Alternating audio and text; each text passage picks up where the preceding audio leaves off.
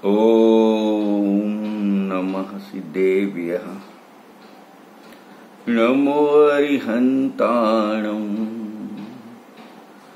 नमो सिद्धाणं नमो आर्याणं नमो वज्रायाणं नमो लोये सर्वसाहुणम् नत्वा जिनेन्द्रं गतिसर्वदोषं सर्वज्ञदेवं हितदर्शिकं च श्रीजैनसिद्धान्तप्रवेशिकेयं विरच्यते सर्वदियां हिताय।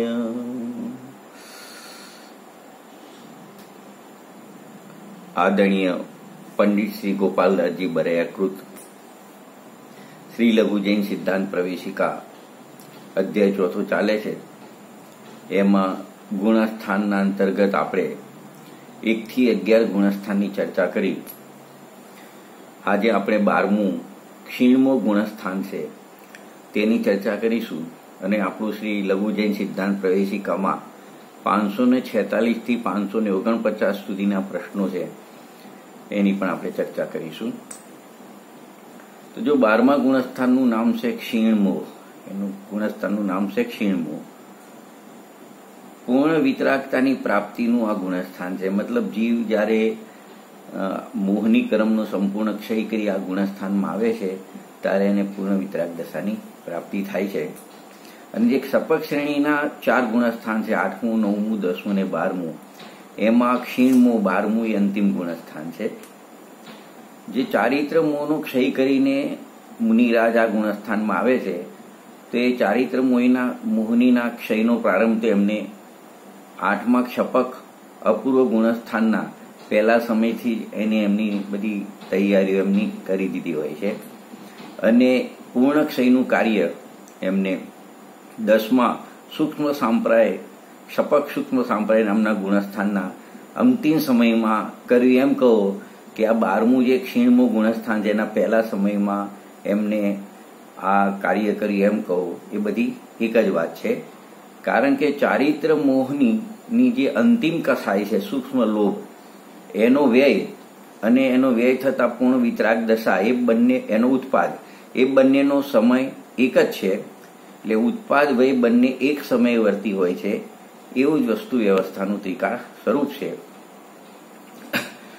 હવે જે અનંતાનુબંધી કસાયની વાત કરીએ ચારિત્ર મોહની કર્મમાં, આ છેલ્લી કસાયની વાત કરી સૂક્ષ્મ લોભ નામની, અને પહેલા જે કસાયનો ક્ષય થાય છે એવી અનંતાનુબંધી કસાય ચોકડીની વાત કરીએ તો એની જે નાશની ક્ષયની શરૂઆત તો ચોથા ગુણસ્થાનથી લઈને 7મા ગુણસ્થાન સુધીમાં जे क्षायिक सम्यक्त्वनी प्राप्ति थाय छे ए वखते दर्शन मोहनी कर्मनो क्षय थाय एनी साथे चारित्र मोहनी कर्मनी अनंतानुबंधी जे 4 कसाय छे क्रोधमान मायलो एनो क्षय त्यां थई जाय छे। अने जे 12મા गुणस्थाननी वात करीए तो 12મા गुणस्थाननी जे कथन कर्युं छे क्षायिक क्षीणमो गुणस्थान ए तो चारित्र मोहनीनी जे अनंतानुबंधीनी 4 गई तो हवे 21 रही। 21 प्रकृतिओना क्षयनी मुख्यताथी आ क्षीणमो गुणस्थान एवुं नाम पड्युं छे। बीजुं जे 14 गुणस्थानमां अंतिम गुणस्थान छे 11મું 12મું 13મું ने 14મું ए 4 गुणस्थानो पूर्ण वितरागतामय गुणस्थान छे। एमां जे पूर्ण वितरागताना छेल्ला 4 गुणस्थानो छे एमां क्षीणमो नामनुं आ 12મું गुणस्थान ए बीजा नंबरनुं गुणस्थान छे। ए पूर्ण सुखरूप अवस्था त्यां होय छे। तो ए कोईने प्रश्न थाय कि आ गुणस्थानमां 4 घाती कर्ममांथी मोहनी कर्मनो संपूर्ण नाश थई गयो। 4 जे घाती कर्म छे ज्ञानावरनी, दर्शनावरनी, मोहनी अंतराय, एमांथी जे आ क्षीण मोह थाय छे तो क्षीण मोह क्षीण थाय छे એટલે કે मोहनी कर्मनो संपूर्ण अहींया नाश थयो छे। पण हजू बाकीनी 3 कसाय कर्मो छे ज्ञानावरनी, दर्शनानी, अंतराय एनो उदय तो सतत एनो चालू होय छे आ गुणस्थानमां। तो पछी आ क्षीणमो गुणस्थान वर्ती मुनिराज पूर्ण सुखी छे એવું કહેવું કેટલું યોગ્ય છે, એવો કોઈને પ્રશ્ન થાય તો એનો ઉત્તર એ છે કે જો આ જ્ઞાનાવરણ આદિ 3 ઘાતી કર્મો છે ને, મોહની કર્મ સિવાયના, એટલે જ્ઞાનાવરણ, દર્શના અને અંતરાય, એ 3 ઘાતી કર્મના ઉદયના નિમિત્તે થવાવાળા જે નૈમિતિક ભાવ જીવમાં, એ કર્મના નિમિત્તે, 3 કર્મના નિમિત્તે થવાવાળો નૈમિતિક ભાવ જે જીવમાં થાય, એ આપણે જ્ઞાનની મુખ્યતાથી વાત કરીએ તો સમજો, જ્ઞાનાવરણની ક્રમની મુખ્યતાથી વાત કરીએ તો ઉદયિક અજ્ઞાન ભાવનો આ ગુણસ્થાનમાં સદભાવ છે. અને એટલો અજ્ઞાનનો ઉદયિક ભાવ હોવાથી આ ગુણસ્થાનમાં એમનું જ્ઞાન છે એ કેવળ જ્ઞાન સ્વરૂપે પરિણમિત થતું નથી. અને બીજું, આ 3 કર્મનો ઉદય બતાવ્યો, એવી રીતે આ 3 કર્મનો ક્ષયોક્ષમ પણ હોય છે. તો જ્ઞાનાવરણની, દર્શનાની, અંતરાય કર્મના ક્ષયોક્ષમ અનુસાર જ્ઞાન, દર્શન અને વીર્યનો આંશિક વિકાસ થયો છે. આટલી વાત સાચી છે, કેવળ જ્ઞાન નથી થયું પણ વિકાસ તો હોય છે. છતાંય વિશેષ વિચાર કરીએ તો આપણને સમજાય છે, જે આપણો પ્રશ્ન સુખ સંબંધમાં હતો કે અહીંયા 3 કર્મનો ઉદય હોય છે અને પૂર્ણ સુખ કેવી રીતે આ ગુણસ્થાનમાં. તો જો એ 3 કર્મનો ઉદય છે, એમાં મુખ્ય જ્ઞાનાવરણની ક્રમની વાત કરીએ આપણે, તો એમાં જ્ઞાનની અલ્પજ્ઞતા જે હોય છે, મતલબ પૂર્ણતા નથી હતી, કેવળ જ્ઞાન નથી હતું, તો એ અલ્પજ્ઞતા જે હોય જ્ઞાનની, એ દુઃખમાં કે સુખની પૂર્ણતામાં કોઈ બાધક હોતું નથી. આ વિષયને આપણે હજુ વધારે સ્પષ્ટ સમજી શકીએ એમ છીએ કે જો એક તો આ પૂર્ણ સુખ જે જીવને થાય છે, તો પૂર્ણ સુખ થવામાં બાધક મોહના પરિણામ છે. જ્યાં સુધી મોહના પરિણામ હોય, કિંચિત પણ મોહના પરિણામ, ત્યાં સુધી પૂર્ણ સુખી જીવ થઈ શકતો નથી. અને આ જીવના મોહ પરિણામમાં નિમિત્ત જોઈએ તો મોહની કર્મનું નિમિત્ત છે. મોહની કર્મના ઉદયનું શું છે? નિમિત્ત છે. હવે આ ગુણસ્થાનની વાત કરીએ, 12મા ગુણસ્થાનમાં, તો મોહની કર્મનો અથવા મોહના પરિણામનો તો સંપૂર્ણ અભાવ થઈ ગયો છે. એટલે દુઃખનો પ્રશ્ન નથી, સુખ જ હોય છે. એ બી પૂર્ણ સુખ થઈ જાય છે. અનાકુલ લક્ષણ ક્ષાયિક અતિન્દ્રિય સુખની આ ગુણસ્થાનમાં શું થઈ જાય છે? પ્રાપ્તિ થઈ જાય છે. બીજું આપણે એ પણ સમજી શકીએ કે અનંત સુખમાં બાધક અંતરંગ કર્મની વાત કરીએ તો જ્ઞાનાવરણ, દર્શનાન, અંતરાય કર્મ કયું છે, એ પૂર્ણ સુખમાં બાધક નથી, અનંત સુખમાં બાધક છે. આ પણ હજુ આમ તો વ્યવહાર નહીંનું કથન છે, કારણ કે એમને નિમિત્તથી જીવના અનંત સુખમાં આ 3 કર્મનો ઉદય નિમિત્ત છે, માટે વ્યવહાર નહીંનું કથન છે. પણ પૂર્ણ સુખમાં બાધક ખરેખર તો એ 3 કર્મો પણ હોતા નથી, એ તો માત્ર નિમિત્ત હોય છે.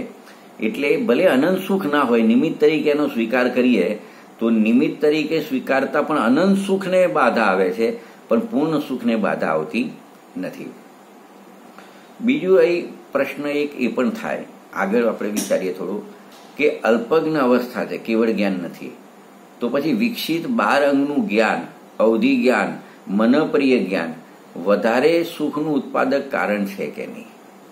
બરાબર, સમજો કે આપણી પાસે, કોઈની પાસે અલ્પ જ્ઞાન છે, જ્ઞાની પાસે, હવે એમના જ્ઞાનનો વિકાસ થાય ને 12 અંગનું શુદ્ધ જ્ઞાન થાય, અવધિ જ્ઞાન થાય, મનપ્રિય જ્ઞાન થાય, તો એને એ જ્ઞાન વધ્યું તો એ સુખ એનું વધે કે ના વધે? આ રીતે જ્ઞાન વધતા સુખ વધે કે ના વધે?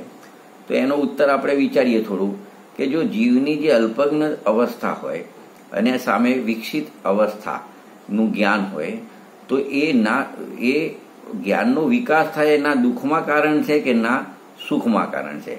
કારણ કે જ્ઞાન તો જ્ઞાન રૂપે જ રહે છે, અને જ્ઞાન જ્ઞાનથી જ થાય છે. એનાથી જ્ઞાનથી જ્ઞાન થાય છે, જ્ઞાનથી સુખ કે દુઃખ થતું નથી. કારણ કે જ્ઞાન ગુણ અને સુખ ગુણ એ બંને એકબીજાથી ભિન્ન છે, તેમનું પરિણામણ પણ ભિન્ન ભિન્ન છે. આવું જ વસ્તુનું સ્વરૂપ છે. જ્યારે આવું વસ્તુનું સ્વરૂપ સમજવામાં આવે ત્યારે જ જ્ઞાનમાં નિર્મળતા અને જ્ઞાનમાં યથાર્થતા આવતી હોય છે. અને આ વાતને સમજવા માટે મોક્ષમાર્ગ પ્રકાશકનો 3જો અધ્યાય જોઈએ તો 50 નંબરના પેજ ઉપર પણ પંડિત ટોડરમલજીએ લખ્યું છે કે જો જાણવું ના થવું, સમજો કોઈ વસ્તુનું જ્ઞાન નથી, એ દુઃખનું કારણ હોય તો પૂતગલને પણ દુઃખ થવું જોઈએ. કે પૂતગલમાં તો બિલકુલ જ્ઞાન નથી, તો પૂતગલને પણ દુઃખ થવું જોઈએ. પરંતુ દુઃખનું મૂળ કારણ ન જાણવું એ નથી, પણ મૂળ કારણ તો ઈચ્છા છે. અને ઈચ્છા ક્યારે થાય છે? મોહનો ઉદય થતા ઈચ્છા થાય છે. માટે દુઃખનું મૂળ કારણ મોહ છે.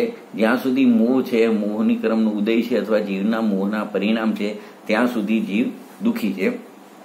આ જ ગ્રંથના 6 નંબરના પેજ અને 72 નંબરના પેજ ઉપર પણ લખ્યું છે કે જો વધારે જ્ઞાન સુખનું ઉત્પાદક હોય, જેમ જ્ઞાન વધે એમ સુખ વધે એવું હોય, તો અલ્પ જ્ઞાનધારી ભાવલિંગી મુનિરાજ હોય. કોઈ મુનિરાજ છે, એમની પાસે જ્ઞાન થોડું છે, અલ્પ જ્ઞાન છે, અને એના કરતા વધારે સુખી 12 અંગોના ધારક અસંયમી દેવ. અસંયમી જે દેવ છે, જેમને સંયમ નથી બિલકુલ, આ તો ભાવલિંગી મુનિરાજ છે, એમને જ્ઞાનનો ક્ષમ થોડો છે. અને જે અસંયમી દેવો છે એમને 12 અંગનું જ્ઞાન હોય છે. તો એવા 12 અંગના અસંયમી દેવો તથા 11 અંગ અને 9 પૂર્વનું જ્ઞાન તો દ્રવ્યલિંગી મુનિને પણ થઈ થાય છે. તો એવા 11 અંગ 9 પૂર્વધારી દ્રવ્યલિંગી મુનિરાજને ભાવલિંગી મુનિરાજ કરતા વધારે જ્ઞાની માનવા પડશે. તથા મતિશ્રુત અવધિ એમ 3 જ્ઞાનના ધારી અને મતિશ્રુત અવધિ મનપર એવા 4 જ્ઞાનના ધારી મુનિરાજોને ઓછા સુખી માનવા પડશે. તો એ શાસ્ત્ર તથા યુક્તિસંગત એ વાત બેસતી નથી. તેથી સત્ય વાત તો એ જ છે કે મોહ રહિત વિતરાગ પરિણામ થવાથી જ નિશ્ચયથી સુખની પ્રાપ્તિ થાય છે, પણ કોઈ જ્ઞાનના વધવા ઘટવા સાથે સુખ દુઃખનો કોઈ આધાર નથી. આટલું જાણ્યા પછી આપણને એક બીજો પ્રશ્ન થાય કે સુખી થવા માટે કંઈ જ્ઞાનનો ઉપયોગ જ નથી, મતલબ જ્ઞાનનો કોઈ રોલ જ નથી. તો એનો ઉત્તર બી આપેલો છે કે જ્ઞાનનો ઉપયોગ કેમ નથી, હોય છે. જ્ઞાનથી હોય છે. મુખ્ય રીતે તો જ્ઞાનનો ઉપયોગ સુખી થવા માટે જ થાય છે. કેમ કે જ્યારે અલ્પજ્ઞ અવસ્થામાં વિકસિત જ્ઞાનથી સર્વજ્ઞ કથિત વસ્તુ વ્યવસ્થાને જીવ જાણે. સમજો, જ્યારે જ્ઞાન એની પાસે થોડું છે, ભગવાનની વાણી સાંભળે, ભગવાનના સર્વજ્ઞ કથિત જીનવાણીને વાંચે, એનું જ્ઞાન કરે અને વિશ્વની વ્યવસ્થાને, વસ્તુ વ્યવસ્થાને જાણે, તો એ જાણતા જેટલો એનો મોહ ઘટે છે એટલું એને સુખ ઉત્પન્ન થાય છે. તો સુખ થવામાં મોહનો અભાવ છે મૂળ તો, અને મોહનો અભાવ થવામાં નિમિત્ત એને સર્વજ્ઞ કથિત આગમ છે એ નિમિત્ત પડે છે. આગમનું જ્ઞાન એને નિમિત્ત પડે છે. એટલે નક્કી થાય છે કે મોહ પરિણામ છે દુઃખ છે અને નિર્મોહીપણું થતા સુખ થાય છે. જ્ઞાનથી ડાયરેક્ટ સંબંધ નથી, પણ જ્ઞાન એમાં નિમિત્ત થઈ શકે છે. એક ગુણનું બીજા ગુણમાં નિમિત્ત થઈ શકે છે. મોક્ષમાર્ગ પ્રકાશકના પાના નંબર 310 ઉપર પણ બહુ સુબોધ શબ્દોમાં આનું સ્પષ્ટીકરણ કરેલું છે કે આ 6 દ્રવ્ય 7 તત્વ વગેરે જે વિશ્વ વ્યવસ્થાને જાણવાનો, એટલે કે જાણીને એનો નિર્ણય કરવાનો પુરુષાર્થ કરો. એનો જો નિર્ણય થશે તો બ્રહ્મનું કારણ જે મોહ કર્મ છે, મોહના કારણે વસ્તુ વ્યવસ્થામાં જે ભ્રમ થયેલું છે, એ ભ્રમનું કારણ જે મોહ કર્મ છે તેનો ઉપશમ આદિ થઈ જાય છે. અને જ્યારે મોહની કર્મનો ઉપશમ આદિ થાય છે ત્યારે જે ભ્રમ છે ભ્રમ પણ દૂર થઈ જાય છે. કારણ કે નિર્ણય કરતા પરિણામોમાં શું આવે છે? વિશુદ્ધતા આવે છે. અને પરિણામોમાં વિશુદ્ધતા આવતા મોહની કર્મની સ્થિતિને અનુભાગ ઘટે છે. અને જ્યારે મોહ વગેરે ઘટતા જીવ આત્માનુભવ પૂર્વક પોતાના સ્વરૂપમાં લીન સ્થિર થાય છે ત્યારે મોહની કર્મનો સત્તામાંથી નાશ થાય છે અને ક્રમથી ક્ષાયિક સમ્યક્ત્વ, ક્ષાયિક ચારિત્ર્યની એને પ્રાપ્તિ થાય છે. અને આ મુનિરાજ્ય ક્ષીણમોહ નામના 12મા ગુણ સ્થાનમાં આવ્યા. એમને આ પ્રમાણે એમને ક્ષાયિક ચારિત્ર થતા એમને 12મા ગુણસ્થાનની પ્રાપ્તિ થયેલી છે. તેથી તેઓને પૂર્ણ સુખની પ્રાપ્તિ પણ થયેલી હોય છે. અહીં 12મા ગુણસ્થાનમાં 8 કર્મોમાંથી માત્ર એક મોહની કર્મનો સત્તામાંથી સર્વથા નાશ થઈ ગયો છે. તેથી 12માના પહેલા સમયમાં પૂર્ણ વિતરાગ દશા આવી જાય છે. મોહની કર્મના અભાવમાં પૂર્ણ વિતરાગ દશા આવી જાય છે. તો એમને 3 કર્મ હજુ બાકી છે, છતાં એમને પૂર્ણ સુખની આ રીતે પ્રાપ્તિ થઈ જાય છે. હવે એક બીજો થોડો પ્રશ્નના રૂપમાં આપણે ચર્ચા કરીશું કે 12મા ગુણસ્થાનમાં પૂર્ણ વિતરાગ દશા તો થઈ ગઈ, છતાં પણ સર્વજ્ઞ થયા નથી. એનું કારણ શું છે? તો એનું કારણ એ છે, એક તો પહેલા સર્વજ્ઞ થવા માટે વિતરાગ થવું જરૂરી છે. વિતરાગ થયા વગર સર્વજ્ઞ થવાતું નથી. આ વાત તો 100%ની સાચી છે. પણ 12માના પહેલા સમયથી પૂર્ણ વિતરાગ થવા છતાં આ જીવો સર્વજ્ઞ થયા નથી. બરાબર. પરંતુ જ્યારે એમને મોહની કર્મનો ક્ષય કર્યો જેવી રીતે, એવી રીતે બાકીના 3 ઘાતિયા કર્મનો સર્વથા ક્ષય થશે ત્યારે અમને સર્વજ્ઞપણું પ્રગટ થઈ જશે. અને તેથી તેઓ 12મા ગુણસ્થાનના પહેલા સમયથી જ બાકીના 3 ઘાતિયા કર્મો છે એની ઉત્તરોત્તર અસંખ્યાત ગણી નિદ્રાએ કરી રહ્યા હોય છે. આ જે અસંખ્યાત ગુણી નિદ્રાની શરૂઆત તો એમને 8મા ગુણસ્થાનથી ચાલુ થઈ ગઈ હતી. આમ 8માંથી જે ચાલુ થઈ અનંત અસંખ્યાત ગણી નિદ્રા, એ 12મા ગુણસ્થાનમાં મુનિરાજ આવે તો 12મા ગુણસ્થાનના યથાયોગ્ય એક અંતર્મુહૂર્ત કાળ વ્યથિત થતા આ ક્ષીણમોહી મુનિરાજને બાકીના 3 ઘાતીય કર્મનું પણ શું થઈ જાય છે, ક્ષય થઈ જાય છે. અને નિયમથી તેઓને અરિહંત અવસ્થાની પ્રાપ્તિ થઈ જાય છે, અરિહંત પરમાત્મા બની જાય છે. અને 13મા ગુણસ્થાનમાં આવી જાય છે, એમનું ગમન 13મા ગુણસ્થાનમાં થઈ જાય છે. અને આ 13મા ગુણસ્થાનના પહેલા સમયથી જ એમને કેવળ જ્ઞાન થઈ જાય છે અને સર્વજ્ઞપણું પણ પ્રગટ થઈ જાય છે. તો એની સાથે સાથે કેવળ જ્ઞાનની સાથે સાથે એમને અનંત ચતુષ્ટયની પણ પ્રાપ્તિ થઈ જાય છે.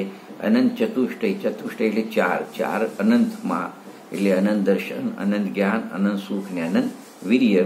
જ્ઞાનાવરની કર્મના અભાવમાં અનંત જ્ઞાન પ્રગટે છે, દર્શનાવરની કર્મના અભાવમાં અનંત દર્શન પ્રગટે છે, મોહની કર્મના અભાવમાં અનંત સુખ પ્રગટે છે, અને અંતરાય કર્મના અભાવમાં અનંત વીર્યની અમને પ્રાપ્તિ થાય છે. અહીંયા એક આપણને થોડો પ્રશ્ન થઈ શકે છે કે 12મા ગુણસ્થાનમાં ક્ષીણમોહી થાય મુનિરાજ. 12મા ગુણસ્થાનમાં આવે તો એટલે ચારિત્ર મોહનો ક્ષય થઈ ગયો સમજો 12મા ગુણસ્થાનમાં, અને ક્ષીણમોહી થયા. તો ક્ષીણમોહ થતાની સાથે જ સર્વજ્ઞ થઈ જવા જોઈએ. એમાં વિપત્તિ શું આવે કે જેવું એમને 12મું ગુણસ્થાન આવે, ચારિત્ર મોહનો નાશ થઈ ગયો, તો પૂર્ણ વિતરાગ થાય તો જોડે સર્વજ્ઞ પણ થઈ જવા જોઈએ. તો એમાં શું વાંધો આવે થઈ જાય તો જો સર્વજ્ઞ થવામાં નિમિત્તરૂપ બાધક જે જ્ઞાનાવરણ આદિ 3 ઘાતી કર્મની સત્તા હોય છે, અને એનો ઉદય પણ આ ગુણસ્થાનમાં હોય છે એમને. 10મા ગુણસ્થાન સુધી એટલે જ્યાં સુધી જ્ઞાનાવરણ દર્શનાની અંતરાય કર્મની સત્તા હોય, એનો બંધ થતો હોય અને એનો ઉદય થતો હોય, ત્યાં સુધી સર્વજ્ઞપણું થતું નથી. અને આ મુનિરાજ જે શ્રેણી ચડીને આવ્યા તો 10મા ગુણસ્થાન સુધી એમને સૂક્ષ્મ લોકના પરિણામ હતા. તો ત્યાં એના રાગ, સૂક્ષ્મ લોકના રાગથી એમને જ્ઞાનાવરણની કર્મનો બનતો થતો હતો. તથા એમને એ પહેલા પણ જે કર્મો બાંધ્યા હતા એ કર્મોની સત્તા પણ એમને અત્યારે પણ છે. તેથી જ્યાં સુધી આ 3 ઘાતી કર્મોનો એમને બંધ થયેલો હોય, એટલે કે એની સત્તા હોય, ત્યાં સુધી એમને ઉદય પણ હોય છે, ત્યાં સુધી સર્વજ્ઞ થવાતું નથી. સર્વજ્ઞપણું તો આ જ્ઞાનાવરણાદી 3 કર્મોનો ક્ષય થાય ત્યારે સર્વજ્ઞનું પ્રગટ થાય છે. અને આ 12મા ગુણસ્થાનની વાત કરીએ તો 4 ઘાતી કર્મમાંથી માત્ર મોહની કર્મનો જ ક્ષય થાય છે, બાકીના 3 કર્મનો ક્ષય હોતો નથી. એટલે એમને મોહની કર્મના અભાવમાં પૂર્ણ વિતરાગ દશા તો હોય છે, પરંતુ પેલા 3 કર્મનો ઉદય હોવાથી સર્વજ્ઞપણું હોતું નથી. બીજું એ કે 3 ઘાતી કર્મનો નાશ કરવા માટે અંતર્મુહૂર્ત કાળ સુધી એક બીજી ખાસ પ્રક્રિયા થતી હોય છે કે એકત્વ વિતર્ક શુક્લ ધ્યાનરૂપ શુદ્ધોપયોગનું હોવું પણ જરૂરી છે. તેથી મુનિરાજ 12મા ગુણસ્થાનમાં આવ્યા, પૂર્ણ વિતરાગી થઈ ગયા, પણ સર્વજ્ઞ થવા માટે એક અંતર્મુહૂર્ત સુધી એ શુક્લ ધ્યાનરૂપ શુદ્ધોપયોગ પ્રગટ કરે, અને પછી એ પ્રગટ કર્યા પછી એમાં એ શુદ્ધોપયોગમાં એમને 3 ઘાતી કર્મનો ક્ષય થઈ જાય ત્યારે સર્વજ્ઞ થતા હોય છે. આનું વિશેષ સ્પષ્ટીકરણ કુંકુન આચાર્યના પંચાસ્તિકાય ગ્રંથની અંદર 150 નંબરની ગાથા છે, 150 નંબરની 151 નંબરની ગાથાની ટીકા છે, એમાં આનો વિસ્તાર કરેલો છે. બીજી એક તકલીફ એ થાય 12મા ગુણસ્થાનમાં સર્વજ્ઞપણું માની લઈએ તો જો 12મા ગુણસ્થાનના પ્રથમ સમયમાં વિતરાગતાની સાથે જો સર્વજ્ઞ થઈ જાય તો પછી 12મું પૂર્ણ વિતરાગ દશાનું ગુણસ્થાન રહે નહીં, સીધું સર્વજ્ઞપણું એટલે કેવળ જ્ઞાનનું સહયોગ કેવળીનું ગુણસ્થાન આવી જાય. એટલે 12મું ગુણસ્થાન જ ના રહે તો 14 ગુણસ્થાનની બદલે 13 ગુણસ્થાન સિદ્ધ થઈ જાય, જે આગમ સંમત નથી. એટલે નક્કી થાય છે કે 12મા ગુણસ્થાનમાં પૂર્ણ વિતરાગ દશા તો થઈ જાય છે, પણ સર્વજ્ઞપણું 12મા ગુણસ્થાનમાં થતું નથી. બીજું સિદ્ધાંત પ્રવેશિકા જે છે લઘુ જૈન સિદ્ધાંત પ્રવેશિકા, એનો 546 નંબરનો પ્રશ્ન છે. ત્યાં પૂછ્યું છે કે આ ક્ષીણમો ગુણસ્થાનનું 12મા ક્ષીણમો ગુણસ્થાનનું સ્વરૂપ શું છે. તો જો તેનો ઉત્તર સમજાવતા આચાર્ય શ્રી નેમિચંદ્ર દેવે ગોમટસાર જીવકાનમાં 62 નંબરની ગાથામાં ક્ષીણમો ગુણસ્થાનની પરિભાષા આપેલી છે એ ગુણસ્થાનને સમજાવવા માટે. તો એમને ઉદાહરણ સાથે પરિભાષા આપેલી છે કે સ્ફટિક મણીના પાત્રમાં રાખેલા નિર્મળ જળની સમાન. જો એક તો જલ લીધું એ નિર્મલ લીધું અને એને શેમાં લીધું છે? સ્ફટિક મણીનું પાત્ર, એની અંદર નિર્મળ જલ લીધું. એટલે સ્ફટિક મણીના પાત્રમાં રાખેલા નિર્મલ જળની સમાન સંપૂર્ણ કષાયોના ક્ષયના સમયે થવાવાળા જીવના અત્યંત નિર્મળ પરિણામોને આ ક્ષીણમો ગુણસ્થાન કહેવામાં આવે છે. તો જો આ પરિભાષા જે આપણે આચાર્ય દેવે આપી છે એમાં જે ક્ષીણમોહી મુનિરાજ છે એમના વિતરાગી પરિણામને નિર્મલ જળની ઉપમા આપી છે. અને નિર્મલ જળને પણ સ્ફટિકમણીના પાત્રમાં રાખેલું છે નિર્મલ જળ એવી ઉપમા આપેલી છે. કારણ કે આ પાત્રમાં જ્યારે જલ હોય છે તો એની અંદર એ પાત્રમાં એવું એ સ્ફટિકમણીનું પાત્ર એવું હોય છે કે એ પાત્રમાંથી કોઈ પણ પ્રકારની ગંદકી કે એ જલમાં આવવાની સંભાવના કે શંકા રહેતી નથી. માટે પાત્ર લીધું, પહેલા સ્ફટિકમણીનું પાત્ર લીધું છે. આવી જ રીતે ક્ષીણમોની મુનિરાજના જે જીવનમાં એમના ભવિષ્યમાં કોઈ પણ પ્રકારની અશુદ્ધતાની સંભાવના હોતી નથી. એટલે આ અભિપ્રાયને સ્પષ્ટ કરવા માટે એમને સ્ફટિકમણીના પાત્રમાં રાખેલું નિર્મળ જળ લીધું છે. જેવી રીતે એક વખતે નિર્મળ જળને સ્ફટિકમણીના પાત્રમાં રાખી લીધું તો એ પાત્રમાંથી કોઈ અશુદ્ધતા મલિનતા જલમાં આવવાની નથી. એવી રીતે જે એક વખતે આ ક્ષીણમો ગુણસ્થાનમાં મુનિરાજ આવી ગયા તો ભવિષ્યમાં ક્યારે પણ એમને મલિનતા આવવાની નથી.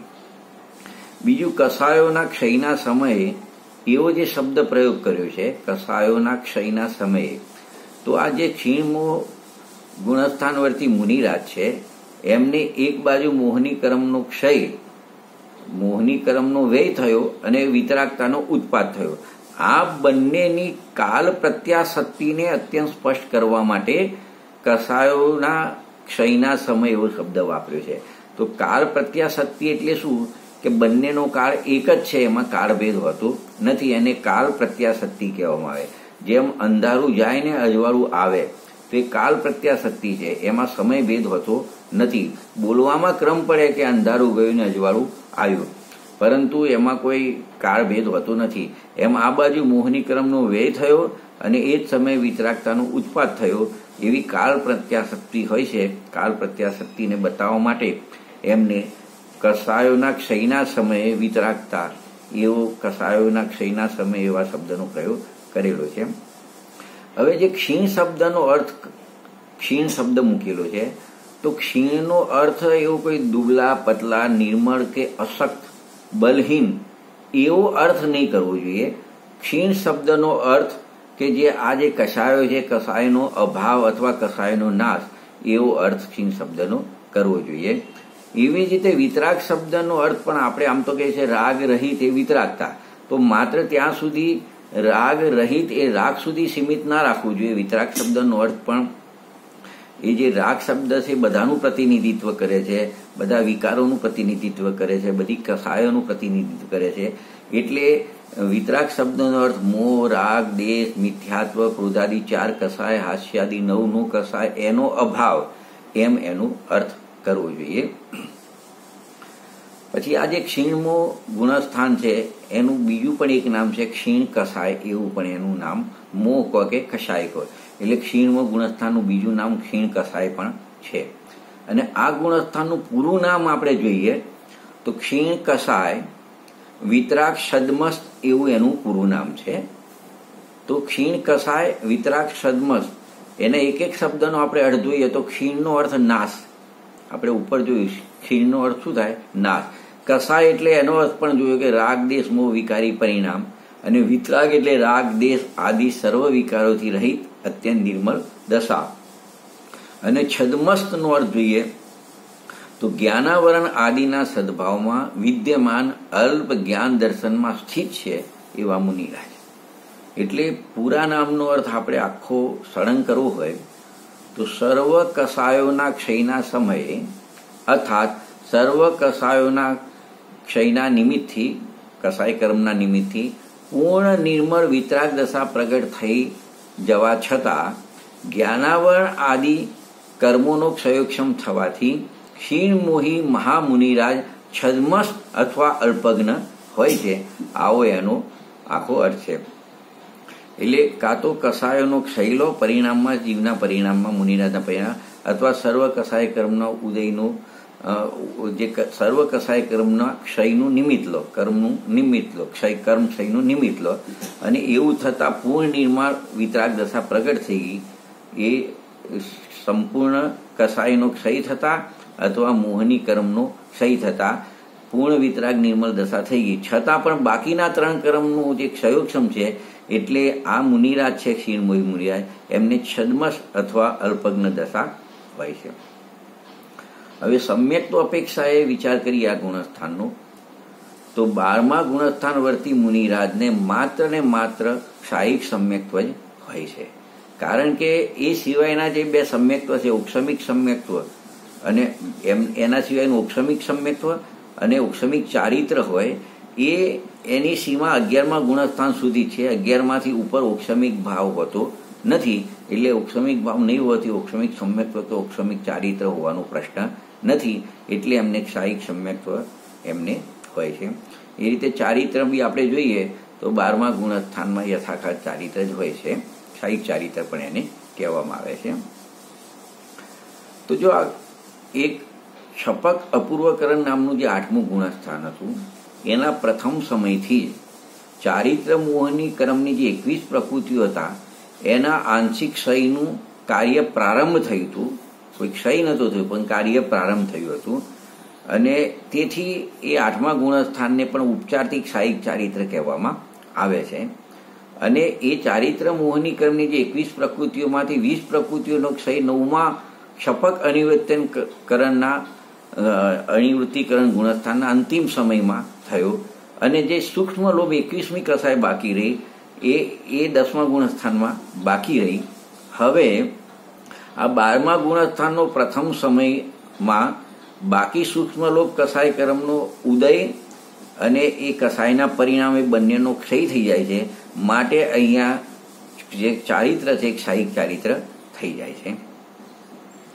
હવે કાલ અપેક્ષાએ વિચાર કરીએ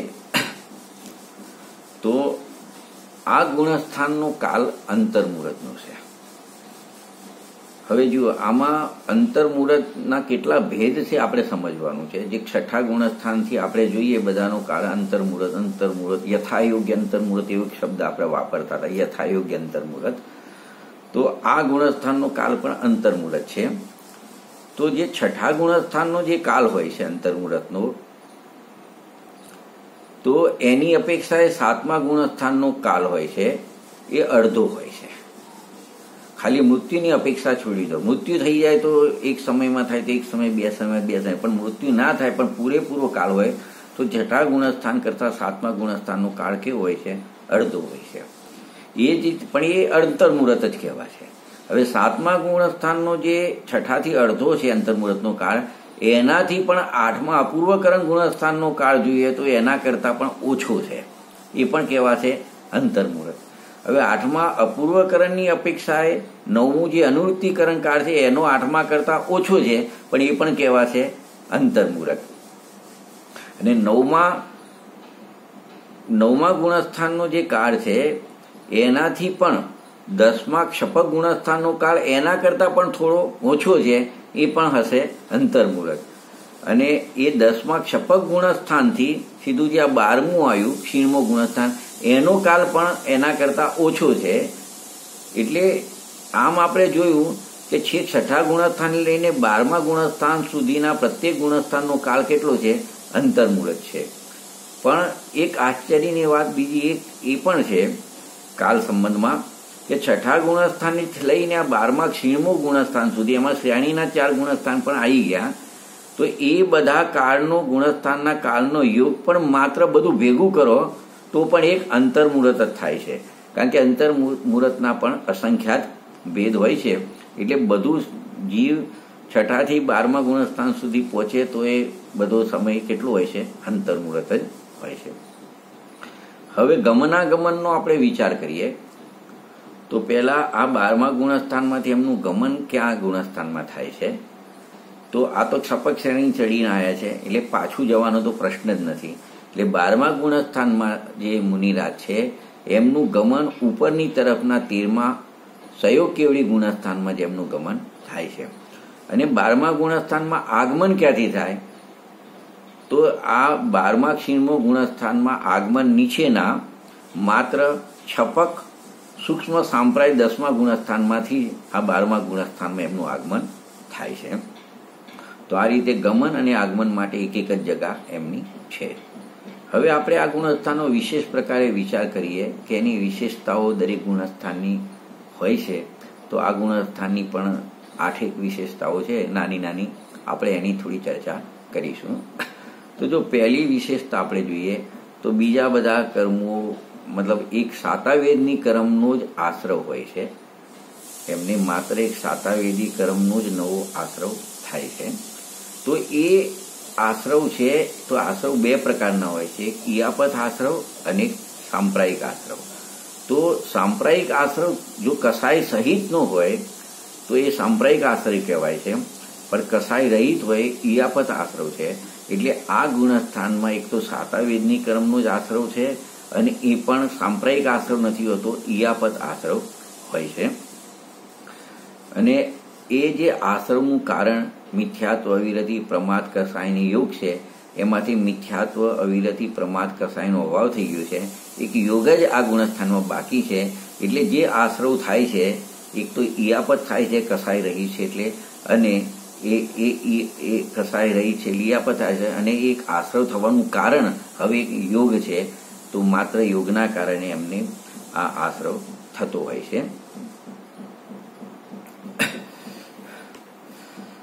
હવે બીજા નંબરની વિશેષતા આપણે જોઈએ તો ક્ષપક અપૂર્વકરણ જે હતું આપણું 8મું ગુણસ્થાન, એના પ્રથમ સમયથી આ ચારિત્ર મોહની આદિ કર્મોની શ્રેણીગત અસંખ્યાત ગણી નિજરા શરૂ થઈ ગઈ હતી, એનો પ્રારંભ થઈ ગયો હતો. એ નિજરા ઉત્તર જેમ જેમ સમય ગયો ગુણસ્થાન આગળ વધતા ગયા એમ એ વધતી ગઈ અને વિતરાગતાના પરિણામો એને વધતા ગયા. અને 12મા ગુણસ્થાનમાં જ્યારે આ મુનિરાજે પ્રવેશ કર્યો 8મામાંથી આ રીતે 12મામાં 8મું 9મું 10મું ને 12મું, તો 12મા ગુણસ્થાનના પ્રથમ સમયથી જ જ્ઞાનાવરણી 3 ઘાતિક્રમનો નવો બંધ થવાનો અટકી જાય છે. અને અહીં 12મા ગુણસ્થાનના અંતિમ સમયે 3 ઘાતિકર્મનો પણ શું થઈ જાય છે? સર્વથા નાશ થઈ જાય છે. અને એ સમયે જ્ઞાન દર્શન વીર્ય ગુણની જે અલ્પજ્ઞ અવસ્થા હતું એનો વ્યય થઈ જાય છે અને કેવળ જ્ઞાન કેવળ દર્શન પર્યાયનો ઉત્પાદ થઈ જાય છે. બંનેનો સમય એક જ સમયે આ કાર્ય થાય છે.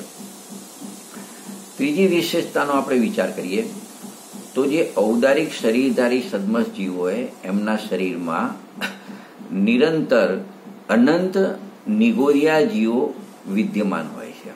અને આ ક્ષીણમોહી મુનિરાજનું શરીર પણ ઔદારિક જ છે.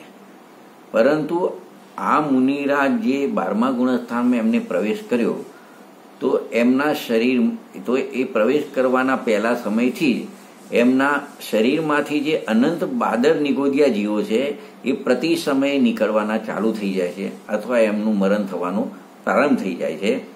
અને ક્ષીણમો ગુણસ્થાનનો જે અંતિમ સમય આવે ત્યાં સુધીમાં બધા બાદર નિગોદિયા જીવોનો અભાવ થઈ જાય છે.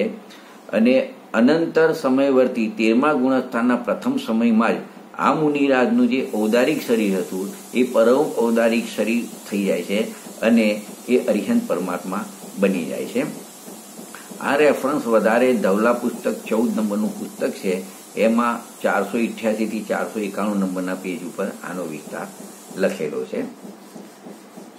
ચોથી વિશેષતા ગુણસ્થાનની એ છે કે ચોથા ગુણસ્થાનથી આ 12મા ગુણસ્થાન સુધી જેટલા પણ જીવો છે એ બધાને અંતરાત્મા એવી સંજ્ઞા એમને મળે છે. બીજી વિશેષતા એમની આના પછી 5 નંબરની વિશેષતા આપણે જોઈએ તો જે ક્ષીણમો શબ્દ આવ્યો છે એ ક્ષીણમો શબ્દ આદિ દીપક છે. આદિ એટલે શરૂઆત, અને આદિ દીપકનો અર્થ એવું છે કે આ 12મા ગુણસ્થાનથી આદિ થઈ તો એ 12મા ગુણસ્થાનની લઈને ઉપરના ગુણસ્થાન વર્તી જેટલા પણ જીવો છે એ બધા ક્ષીણ મોહિત છે. એટલે દરેક ગુણસ્થાનની આગળ આવું આપણે કહી શકીએ, જેમ ક્ષીણ મોહ, આ ગુણસ્થાનનું નામ તો છે ક્ષીણ મોહ. પછી 13મા ગુણસ્થાનને આપણે ક્ષીણ મોહ સહયોગ કેવડી કહીએ, 14મા ગુણસ્થાનને ક્ષીણ મોહ અયોગ કેવડી કહીએ, અને જ્યારે ગુણસ્થાનાતીત દશા આવે ત્યારે ક્ષીણ મોહ સિદ્ધ ભગવાન કહીએ. તો આવો ક્ષીણ મોહ શબ્દ છેક સુધી લાગે છે એટલે એને આદિ દીપક કહેવામાં આવે છે. 6 નંબરની વિશેષતાનો આપણે વિચાર કરીએ તો ક્ષીણમો વિતરાગ છદ્મસ, આ જે એમનું પૂરું નામ છે એની અંદર જે છદ્મસ શબ્દ આવ્યો છે એ અંત દીપક છે. છદ્મસ અલ્પજ્ઞતા, છદ્મસ એટલે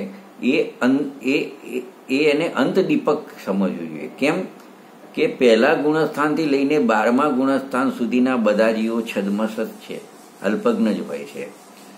જેમ કે આપણે એની આગળ મિથ્યાત્વ છદ્મસ પહેલા ગુણસ્થાનને કહી શકીએ, બીજા ગુણસ્થાનને સાદ છદ્મસ કહી શકીએ, ત્રીજા ગુણસ્થાનને મિશ્ર છદ્મસ કહી શકીએ, ચોથા ગુણસ્થાનને અવિરત છદ્મસ કહી શકીએ, 5મા ગુણસ્થાનને સંયમમાં સંયમ છદ્મસ કહીએ. આ રીતે 12 ગુણસ્થાન સુધી દરેક નામની આગળ આપણે છદ્મસ શબ્દ લાગે છે. અને અહીંયા પછી આગળ છદ્મસ શબ્દ હોતો નથી. અહીંયા અંતિમ ગુણસ્થાનમાં છદ્મસ શબ્દ આવે એટલે એને અંત દીપક કહેવામાં આવે છે. 7 નંબરની વિશેષતા આપણે જોઈએ તો એ 12મા ગુણસ્થાનના પ્રથમ સમયમાં મુનિરાજ મોહની કરમથી રહિત થઈ જાય છે. અહીંયા જે છેલ્લો સૂક્ષ્મ લોક 10મા ગુણસ્થાનમાં બાકી રહી ગયો હતો એ એના 10મા ગુણસ્થાન અંતિમ સમયમાં કે આના પ્રથમ સમયમાં એનો નાશ થઈ જાય છે. એટલે આ જીવોને આ 12મા ગુણસ્થાન વર્તી મુનિરાજ, ક્ષીણમોહિત મુનિરાજને મોહ મુક્ત પણ કહેવામાં આવે છે. એટલે એ જીવોને મોહ મુક્ત એવો શબ્દ એવું પણ એમને કહેવામાં આવે છે. અને જે 8 નંબરની વિશેષતા છે, છેલ્લી વિશેષતા, એની ચર્ચા કરીએ તો એમ પ્રશ્ન થાય કે 5 ભાવમાંથી કયા ભાવનું પ્રગટ થતા 12મું ગુણસ્થાન આવે છે. તો જે ક્ષયોક્ષમ ભાવ હતો એ ક્ષયોક્ષમ ભાવમાંથી ક્ષાયિક ભાવ પ્રગટ થાય, તો ક્ષાયિક ભાવ પ્રગટ થતા આ 12મા ગુણસ્થાનની ઉત્પત્તિ થાય છે, અથવા 12મા ગુણસ્થાનની મુનિરાજને શું થાય છે, પ્રાપ્તિ થાય છે. એટલે 5 ભાવમાંથી ક્ષાયિક ભાવની ઉત્પત્તિ થતા આ 12મા ગુણસ્થાનની પ્રાપ્તિ થાય છે. હવે આપણે શ્રી લઘુ જૈન સિદ્ધાંત પ્રવેશિકાની વાત કરીએ તો એની અંદર આ ગુણસ્થાનના જે 3 અંતિમ પ્રશ્નો છે કે 547 નંબર, 548 નંબર અને 549 નંબરના 3 પ્રશ્નો છે. એમાં પૂછ્યું છે કે જે દરેક ગુણસ્થાનમાં પણ આ 3 પ્રશ્નો મૂકેલા છે કે 12મા ક્ષીણમો ગુણસ્થાનમાં કેટલી પ્રકૃતિઓનો બંધ થાય છે, આ ગુણસ્થાનમાં 12મા ગુણસ્થાનમાં કેટલી પ્રકૃતિઓનો ઉદય હોય છે, અને આ 12મા ગુણસ્થાનમાં કેટલી પ્રકૃતિઓની સત્તા હોય છે. તો આપણે એનો ઉત્તર જોઈશું કે આ 12મું જે ક્ષીણમો ગુણસ્થાન છે એની અંદર માત્ર એક સાતાવેદનીય કર્મ પ્રકૃતિનો જ બંધ થાય છે. અને ત્યાં ઈયાપથ આશ્રવ કીધું છે, તો એક સમયનું એ આશ્રવ એ સમયે બંધ અને એ જ સમયે નીજરી જાય છે. તો અહીંયા માત્ર બંધની વાત કરીએ તો માત્ર ને માત્ર સાતાવેદનીય કર્મ પ્રકૃતિનો જ બંધ થાય છે. અને ઉદયની વાત કરીએ તો કુલ 57 પ્રકૃતિઓનો ઉદય હોય છે. તથા આ 12મા ગુણસ્થાનની અંદર સત્તાની વાત કરીએ આપણે તો જે 10મા ગુણસ્થાનથી સપક શ્રેણી ચડ્યા એ અપેક્ષાએ, સપક શ્રેણીની અપેક્ષાએ વાત કરીએ તો આ 12મા ગુણસ્થાન સુધી સપક શ્રેણી ચડીને આવ્યા છે. તો 12મા ગુણસ્થાનમાં 102 કર્મ પ્રકૃતિઓની સત્તા હોય છે. તો આ રીતે આપણે 12મું જે ક્ષીણમો ગુણસ્થાન છે એની આપણે વિગતવાર એના જે એના પોઈન્ટ છે એ પ્રમાણે આપણે એની ચર્ચા કરી. હવે આના પછી આગળ આપણે 13મું ગુણસ્થાન અને 13મું સહયોગ કેવડી ગુણસ્થાન અને 14મું અયોગ કેવડી ગુણસ્થાન, એ 2 ગુણસ્થાન બાકી રહે છે. તો આપણે આગળના ગુણસ્થાનની ચર્ચા નવા સ્વાધ્યાયમાં કરીશું. અહીં આપણે વિરામ લઈએ છીએ. જય જીનેન્દ્ર.